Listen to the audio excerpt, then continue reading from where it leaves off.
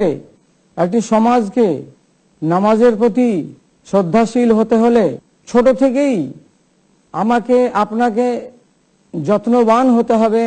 আমাদের বাড়ির বাচ্চারা, আমাদের বাড়ির মেয়েরা কি করে আগামী দিনে নামাজি হবে তার জন্য এখন থেকেই আমাকে চেষ্টা করতে হবে। অর্থাৎ বাচ্চা বয়সেই আমাকে আপনাকে তার প্রতি সজাগ নজর রাখতে হবে।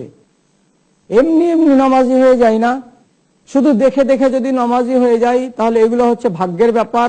আল্লাহ রাব্বুল আলামিন যদি কাউকে এই নিয়ামত দান করেন তো দেখেই হয়ে যায়।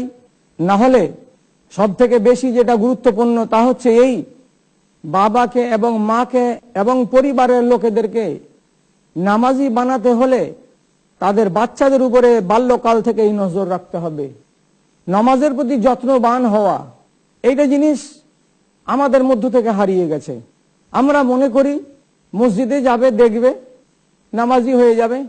কিন্তু বর্তমান জামানায় যখন দেখা যাচ্ছে যে ইমানের তাবলীগ এবং বাতিলের তাবলীগ, তার ভেতরে আকাশ জমিনের তফাৎ। পায়ে পায়ে যেখানে ইমান আজমাইশের মুখে পড়ে আছে, যেখানে খাতাতে কলমে দোকানে হাটে বাজারে যে কোনো জায়গায় ইমানকে লুটে নেওয়ার জাল এবং চক্রান্ত ছড়িয়ে আছে, সেই ক্ষেত্রে একেবারেই বাচ্চাদের উপরে আল্লাহর ভরসায় ছেড়ে দেওয়া এটা ঠিক নয়। আল্লাহ রাব্বুল আলামিন তাদের দিলকে সোজা পথে আনবেন, তার জন্য আমাকেও কিছু তদবির করতে হবে।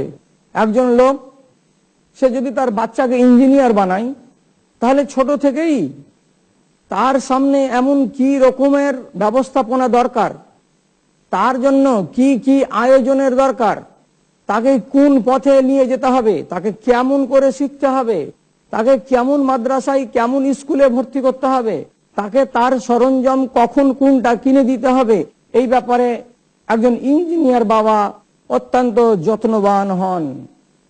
কেন? যে তিনি আশা করছেন যে আমার ছেলেকে আগামী দিনে আমি ইঞ্জিনিয়ার বানাবো। একজন ডাক্তার তিনি মনে মনে ইচ্ছা করেন যে আমি আমার বাচ্চাকে আমার মতো একজন যোগ্য ডাক্তার বানাবো।